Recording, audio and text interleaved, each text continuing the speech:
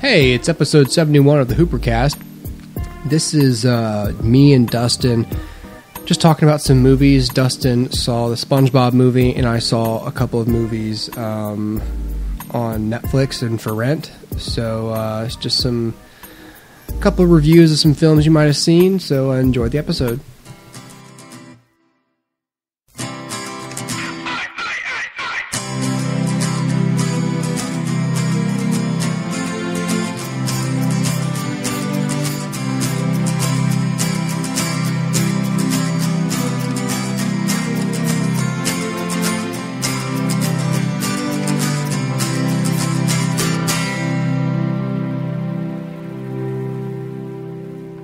Hey guys, how's your day going? I don't care. Let's move on. Hi Dustin, how's your day going?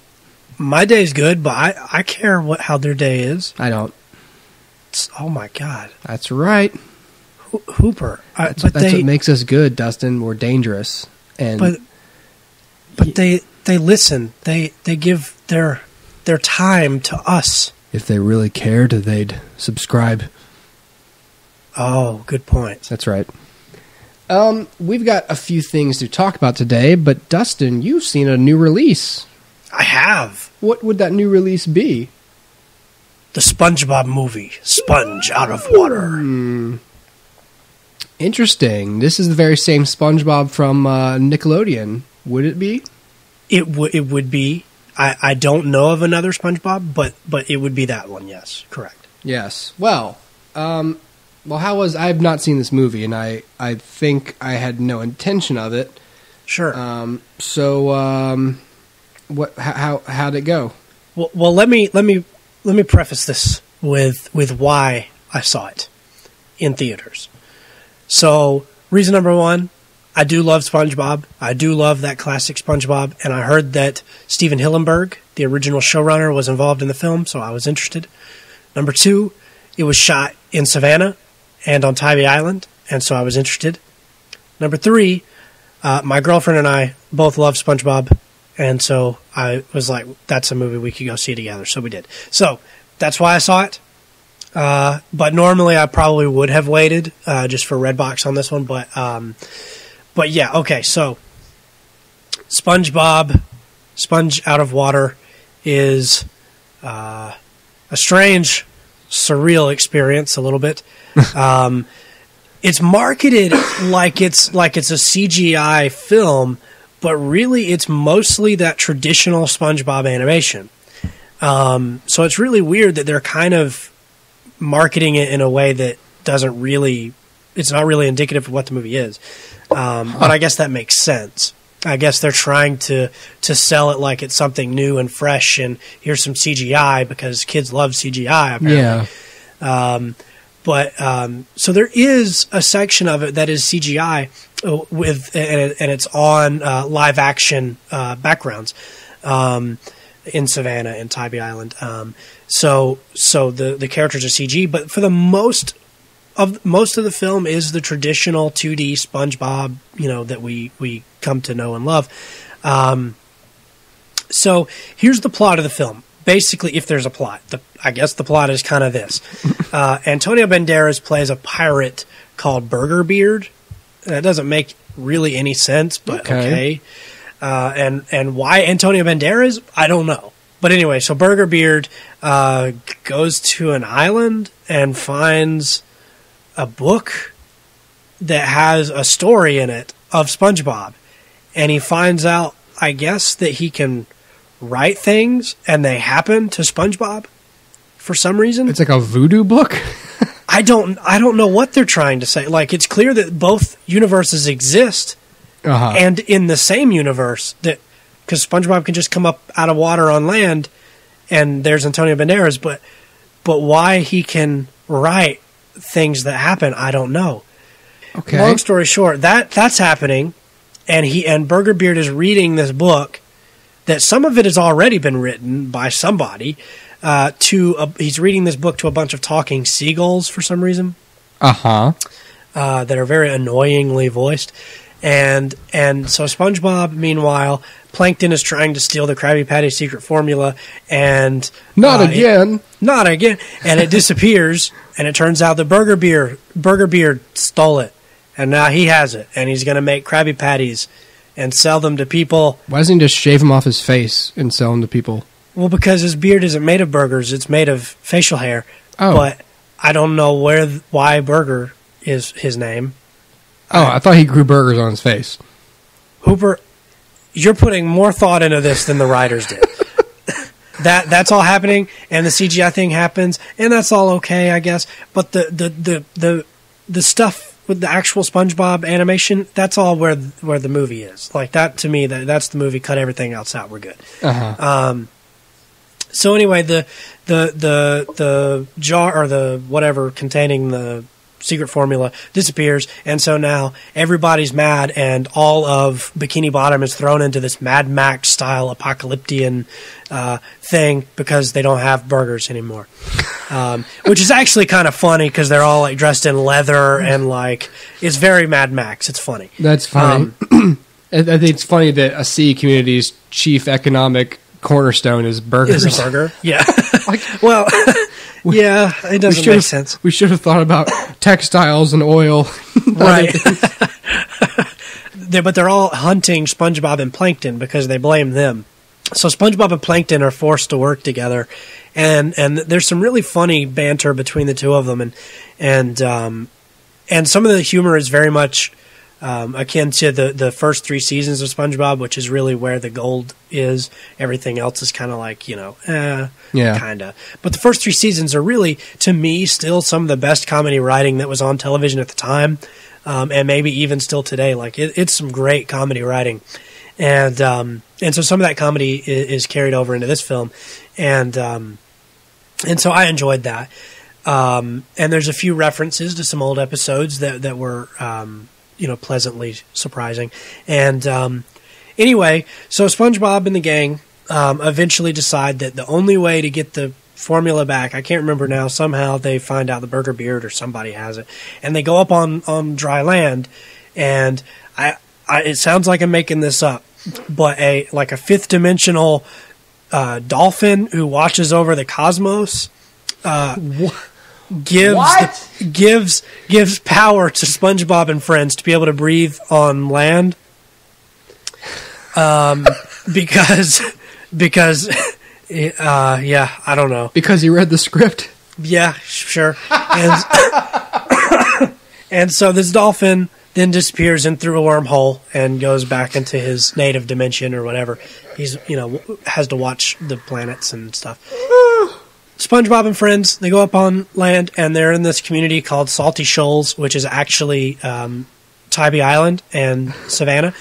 And it's really cool, actually, for somebody who lived there for 4 years to see how they kind of manipulate the environment a little bit, because there's a part where they leave the beach and they're on Broughton Street all of a sudden in Savannah. And there's a shot, literally. So this is going to really mean nothing to the listeners who didn't go to Savannah or didn't go to SCAD or whatever. But for you, Hooper, listen to this. Yeah. All right. So you're on Broughton Street. You're on the corner there, I guess, of Abercorn. And so to your right is the Trustees Theater, and right in front of you is the Lucas Theater. Uh-huh. Right behind the Lucas, there's the square. I don't remember what the name of that square is, but there's a square there. In the movie, they've composited all of that out, and that's the beach. So literally, Lucas Theater is on the beach. On the beachfront? Yeah, beachfront. The characters run past the Lucas Theater, which the signage for the Lucas has not been altered. It's still the Lucas Theater. The Lucas. And they're on Broughton Street, and they run up and down Broughton Street in directions that for a Savannah person would make no sense, but okay, it's a movie, whatever. And the final showdown takes place in front of the Trustees Theater and Leopold's Ice Cream. Now, the signage for Leopold's has not been changed. There is no signage on the Gin Library, but the signage for the Trustees Theater, instead of SCAD, has been changed to REEF, R-E-E-F, on each of the squares. So anyway, it's interesting to watch, and the final showdown happens right in front of the Trustees. And so anyway, for that reason, it's interesting. But also, if you remember, okay, so you're looking at the Trustees Theater. Right beside it is the Melting Pot. And then there's a cross street there. I think it's Lincoln. Well, Lincoln has been removed, and there's a beach there, too. So I don't know how the beach is all these places, but there's a beach right there. And so anyway, it's very interesting just from that aspect, and I think that SCAD people will really get a kick out of the last part of the movie just for that reason. The climax of the film sees SpongeBob find one of the pieces of paper from the notebook, so he writes that he and his friends have superpowers. So now they get to do this Avengers-style fight sequence in the middle of Savannah. It's really strange and doesn't make a lot of sense, and to me that kind of is where the movie kind of falls apart. But all of the animated stuff, all of that traditional SpongeBob stuff is really, really funny and really cool. Now, I don't think that they used the film medium to the fullest. Yeah, that's what I was going to ask. I mean, it seems. I mean, I know it's for kids and stuff, but that really doesn't excuse a lack of thought. Yeah, just thought. It's like, oh, it's for kids, so who cares? It's like, well, but But who do you think's paying for the tickets? You know, they're going to be adults seeing this too. Exactly.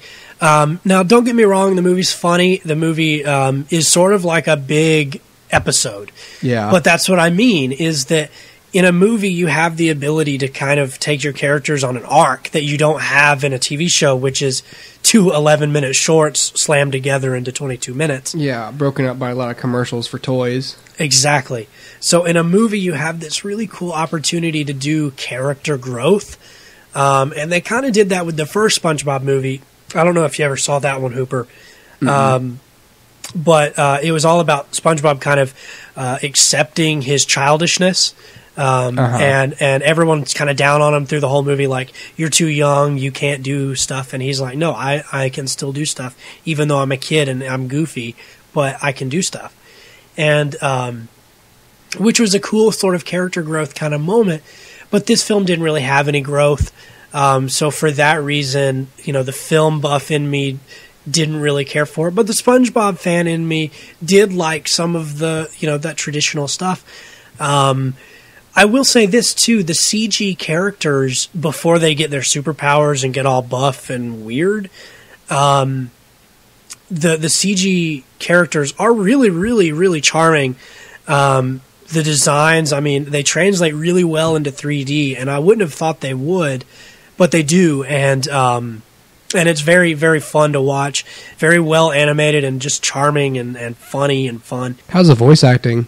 About what you'd expect from the TV show.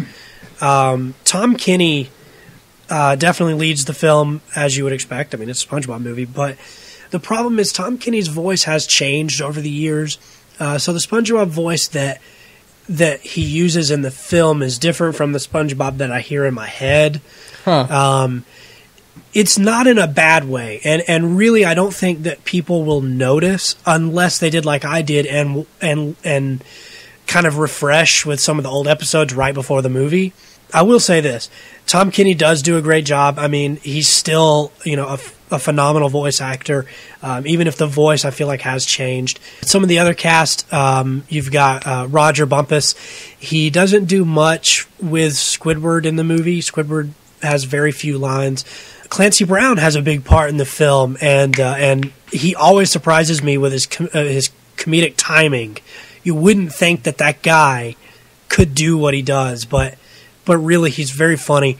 And the guy who plays Patrick, his name is Bill Fagerbaki, I believe is how you say it. Sorry, I know. He doesn't have a whole lot to do either. I mean, I feel like in the long run, it's really the Tom Kenny and Mr. Lawrence show. Mr. Lawrence plays Plankton. And that's what he's credited as, Mr. Lawrence. I don't know what his first name is. Weird. Anyway, so it really is because, you know, the Bikini Bottom is against SpongeBob and Plankton. You get a lot of like SpongeBob and Plankton on the lam kind of stuff.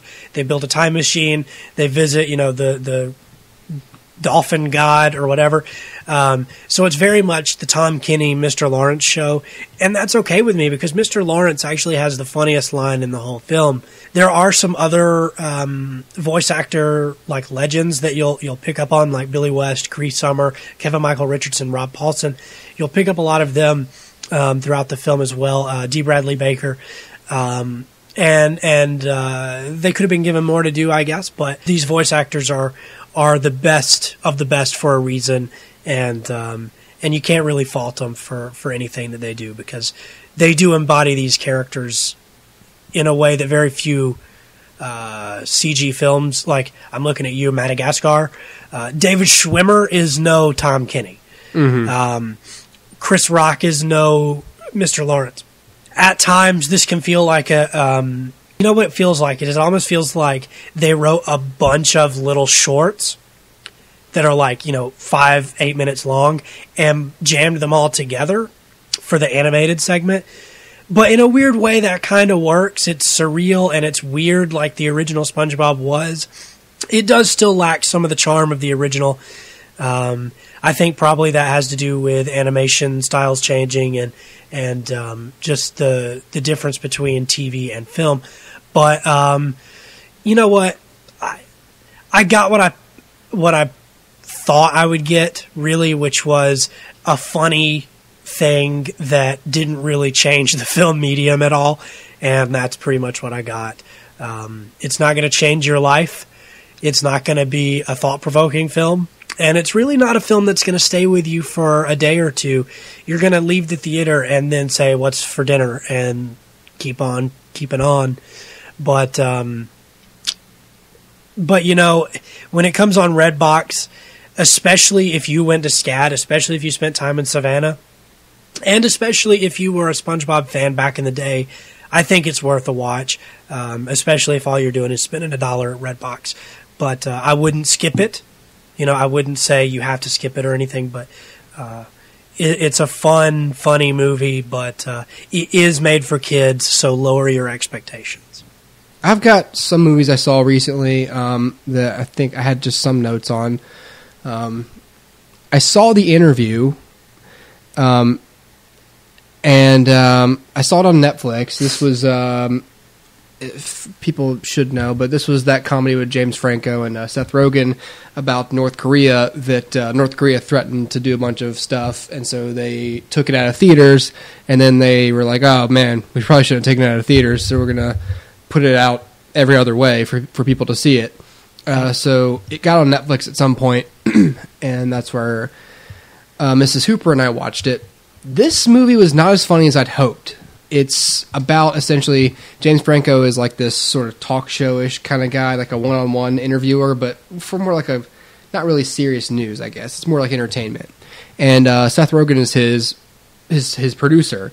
And they essentially get word from the CIA, or they essentially they get contacted by like the people, like the Democratic Republic of North Korea, like bigwigs who say, oh, Kim Jong-un's a huge fan of the show, and would you come out and interview him? You can only ask him these questions and blah, blah, blah, and you can't do this or that, but whatever. So they're like, oh, it's going to be a lot of exposure and that's cool and stuff. And then the CIA contacts them and says, while you're there, we'd like it if you'd kill him. Mm-hmm. So it's about how the CIA is going to recruit these two, this one egomaniac, stupid guy and this other dude to assassinate the leader of North Korea. So they go over there and hilarity ensues. This should have been funnier. I don't know. Actually, you know what? It was funny enough. The problem is it had elements that reduced the humor. James Franco was very over the top, and he was annoying as shit after about 2 minutes. Can I tell you this, Hooper? Yeah. Before we go much further, I did start this film. I got to the point where, do you remember Seth Rogen is in a taxi cab and he gets the phone call and then does he go to Korea at that point? Yeah, he goes to like the border or something. Yeah. That's as far as I got. That's weird. That's as far as I got the first time I watched it. My wife and I got in an argument or something, Gotcha. And then we stopped watching. And I was like, can we at least put this aside and finish the movie? Because at that point, it wasn't on Netflix yet. I was like, I just paid $6. Can we Can we just finish the movie? And we didn't. So gotcha. This was my second go around. I think we started off from that point. Gotcha. And I know exactly what you mean about James Franco being annoying after 2 minutes. He's like that the rest of the film. And he doesn't really even change. Like, I don't like that. And of course, they paint Kim Jong... I can't remember the actor who played him, and he's funny. But they, of course, portray Kim Jong-un as this sympathetic... like this... I just want to be understood, and my dad was this, and... living in the shadow of my dad, and I just want to make I want them... this and blah blah blah. And look, you don't have to really show him as that evil, but at the same time, like, you can't. I don't know. Maybe there was a little bit of political stuff in there that caused me from fully enjoying the film. Sure. Because this is Kim Jong-un. We all universally agree, probably not a good guy. And so you make a movie where it's just like, oh, they go to like a club and they get drunk, and they go to a strip club and stuff, and it's like, this is the best you could do? Like, I don't know, and you want to try and set up this relationship, this positive relationship between him and James Franco, because they both had like bad parents or something, but it's like, we ultimately know he's going to get killed at the end of the film, so why even waste time with this relationship?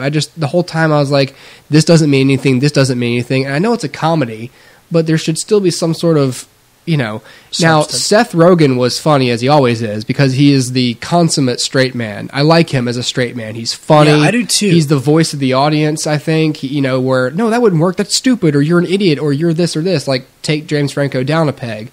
But James Franco was just so one-dimensional and grating and annoying. There'd be a couple times where, like, they came up with, little like, things, and where there was some subtlety, he was funny, but most of the time he's just going like, say what? Or, oh, nuh-uh, or stuff like that. And you're like, are you serious? Like, you're an actor. You're supposed to be an actor. Like, some subtlety, So I don't know whether... I mean, Seth Rogen and Evan Goldberg directed the film, so I don't know if it's because they're first-time... I believe they're first-time directors for this. They've been producers and writers, but I think this is their first one they've directed. And I don't know if it was just them not really being able to rein in James Franco because they're friends or something, or what, or if that was their intent. Either way, I don't care. It didn't really work for me. Sure. So I think if this controversy hadn't happened, it wouldn't have gotten as much traction as it has. Obviously now, like, we ran stories on this, and half the time people would come out of the theater and be like, I just felt like it was my duty as an American to go see this. I'm like, wow. So it's for me, sometimes it's the same thing as the Barack Obama vote. I think some people voted for Obama to show that they weren't racist. Like, hey man, I'm not racist. I voted for the black president. It's like, hey man, I'm an American. I went and saw the interview after North Korea told us we couldn't see it. It's like, all right. And which is why I thought for a while that the threats or whatever was just a hoax to get more publicity for the film. I honestly, for a while, I figured that was a distinct possibility. Sure. The Sony leak and everything. I thought there was a good chance it was all cooked. I'm not really a conspiracy theorist, but I thought, look, somewhere in a room, someone's going, look, I know this sucks, but admit this is helping some of our projects get exposure, get free press. So this isn't all negative. And I know for a fact that goes on. Yeah. So this would not have gone as far if Kim Jong-un saying, don't show that shit, was the best thing that could have happened in this film. Because then a bunch of people went, oh yeah? Tell me what to do, huh?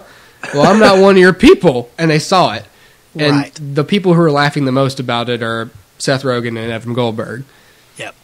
So I guess it's worth a rant. I expected more, and I didn't expect as much bottom shelf laugh grabs that I saw in this film. Sure. So it's okay, and I'm sure it's better if you see it with I don't know.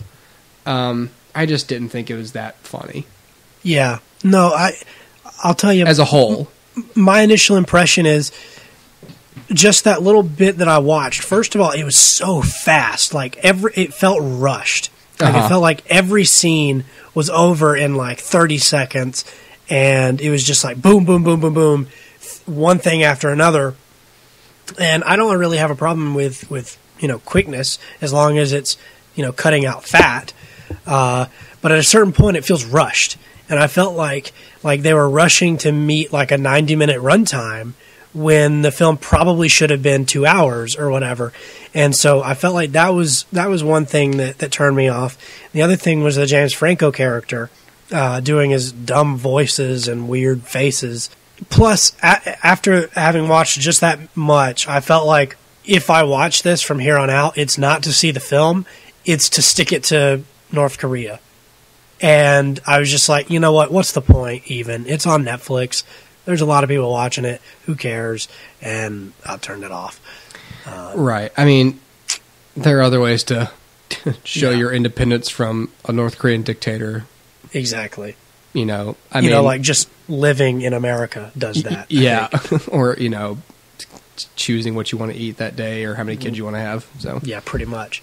I don't know. So whatever. So yeah, no, I can see where you're coming from on that. I don't know. It's just some people were like, "Oh, it's great. It's super funny." And I'm just like, I guarantee you're going to remember it as being much funnier than it really was. And sure. I've reached a point where it's just it's not that I don't get the jokes or I don't have a sense of humor. It needs to work as a whole and it needs to stand out. Like it's perfect. It's acceptable as a comedy film, but it doesn't stand out to me. Well, I'll tell you, to me, one of the reasons that I haven't been a huge fan of a lot of the comedies of late is because it's like very much this like funny or die kind of humor where, yeah, it's funny, but there's no story or nothing really to grab hold of. It's almost like an internet video, just really long. And that's why I do latch on to the comedies I do, like The 40-Year-Old Virgin or even, you know, Knocked Up or 21 and 22 Jump Street. I mean, these are stories that have more than just the jokes. The jokes are an aid to the story, sort of the way it used to be in comedy with My Cousin Vinny or Groundhog Day. It was, here's a plot that's interesting, yeah, and here's some funny things that happen because of it. Right. Rather exactly. than, here's some jokes, and we built a plot around the jokes. Yeah, precisely.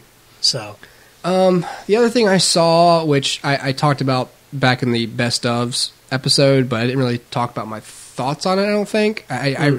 I'll just be quick with this one. I saw Transcendence a while ago, but I wanted to say a little bit more about it than I did in that episode. I think what I did mention was that it's not as bad as everyone said it was.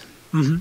This movie isn't really as much about some scientists who are trying, you know, like a dead scientist and his wife who can't, I mean, that's the human story. She can't let go of him, you know. What it's really about is this asshole anti-tech cult who spend the whole movie trying to stop Johnny Depp from literally healing the planet with nanobots because they fear like a limitless, you know, untapped power of a computer, you know, in quotes. Sure.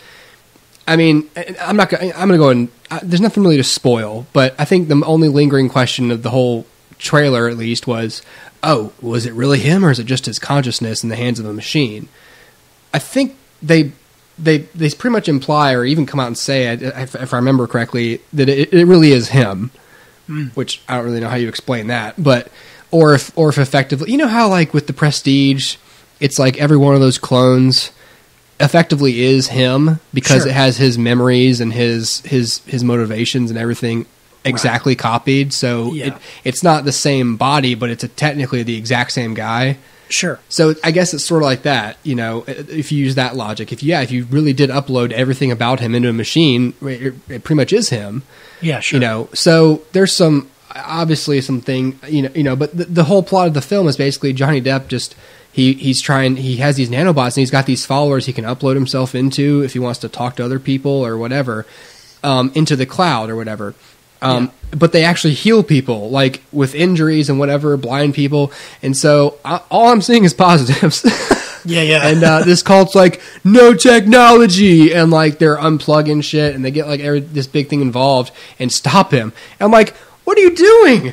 Like, he's literally healing everyone at minimal cost. Like, yeah. I don't see what the problem is. And then it's just like, fight the power. And like it ends. I'm like, are you serious? This is the best thing for everybody. It's not a metaphor for like, look at religion keeping science down, is it? No, it's like, it's just he's just, you know, he's just this computer tech dude. He gets shot at the beginning of the film in like the stomach or something, but they aligned the bullet with like something else that poisoned and killed him. So his wife can't let go of him or whatever, and they were already working on this project to make a smarter computer, and so they somehow upload, I don't know if they put a USB port in his butthole or something, but they just upload him over a course of days to this computer, just information and I don't know, that kind of stuff you sort of just ignore if you're a screenwriter. And, Sure. you know, he dies at one point, and then after a while it's just like, Evelyn, you know, and there it is, and then there's his face on these screens, and then after a while with the nanobots and all this other stuff that happens in the plot, then at some point he's like a walking, talking dude, and you're like, what? You know, but it's effectively him. I mean, if it's his memories and it's his whatever, it's just, it's worth seeing. I didn't think it was a bad movie. I mean, everyone, when it came out, was like, Transcendence was shitty, and blah, blah, blah. I'm like, I don't know, it's interesting enough. It's just a small piece of science fiction. I mean, Yeah. I don't think it's a time waster. I thought it was Sure. interesting enough. Especially, I don't know, just Kate Mara and everything. Everyone else is like, you know, we gotta bring him down, and like, just waste your time. I don't know. I remember thinking like, that's one of those movies where you're supposed to sympathize with like someone else, and really you're like, I don't know, kind of with the super smart computer that's Right. that's changing lives and actually healing people. I don't know. Let's talk about this one since you've seen it. I won't say too much about it, but I finally saw Rush. Oh, okay. And I know we've talked about this already. I just wanted to add, you know, that I also thought it was a great film, especially for Chris Hemsworth, who I think is having trouble getting other roles that stand out that aren't Thor. Like he was just in that movie Black Hat, which I heard was awful. Yeah. So, but this movie shows it's not really him. I'm sure it's like his agent or whatever. I mean, Sure. He's known best for Thor, and he needs to start jumping from that and finding other things so that he can have a career beyond Marvel. Right.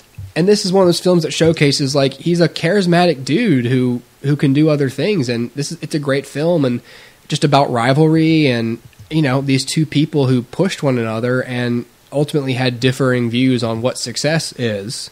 You know, Right. for some people, it's always being pushed to the limit and hitting new marks, and for some people, it's just being successful enough to keep doing what you want to do. Like you don't always have to win, or you don't always have to have this righteous sense of being the best you can be. Some people, success is just being good enough, and for some people, it's always being the best every day.